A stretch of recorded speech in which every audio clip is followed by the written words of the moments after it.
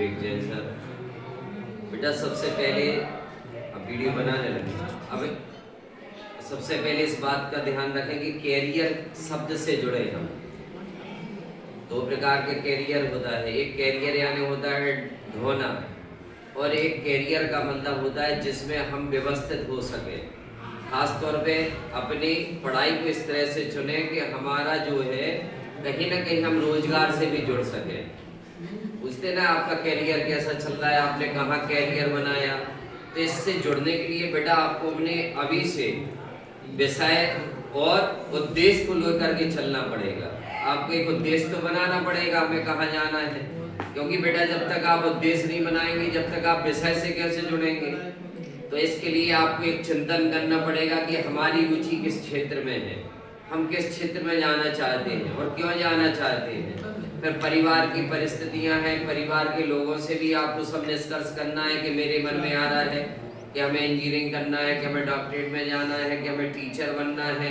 या आप कुछ लोगों को अलग अलग सेवाएं देने का शौक होता है, कुछ फॉरेस्ट की सेवा भी पसंद करते हैं, कुछ पुलिस सेवा को पसंद करते हैं, कुछ हॉस्पिटल की भी सेवाएं हैं जैसे नर्सेस वगैरह के कोर्स है।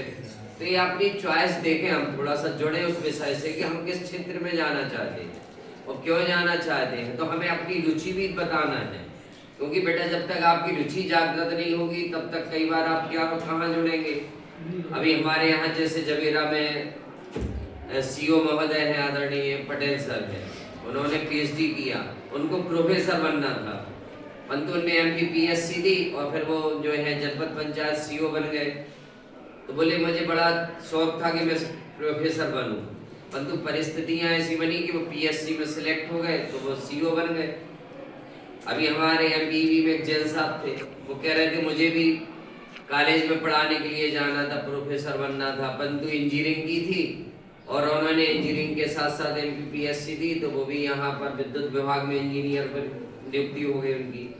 तो हमें लगता कई बार कि हम इस क्षेत्र में जाना था, हम वहाँ क्यों नहीं जा पाए, या जहाँ है कई बार वहाँ हम असंतुष्ट हो जाते हैं। तो बेटा अभी आपकी उम्र है, आप अभी बिल्कुल व्यवस्थित हो, विषयों को चुनते समय अपनी रुचियों का भी ध्यान रखें, पारिवारिक परिस्थितियों का भी ध्यान रखें, अपने परिवेश का भी ध्यान रखें और उस क्षेत्र में हम वहाँ जाने का पूरा प्रयास करें। हम टेक इट इजी की स्थिति में ना रहेंगे, नहीं कुछ भी पढ़ लिया, नहीं बेटा कुछ भी नहीं पढ़ना। और अब तो जो नई शिक्षा नीति है, इस नई शिक्षा नीति में तो और अच्छी व्यवस्थाएं आएंगी।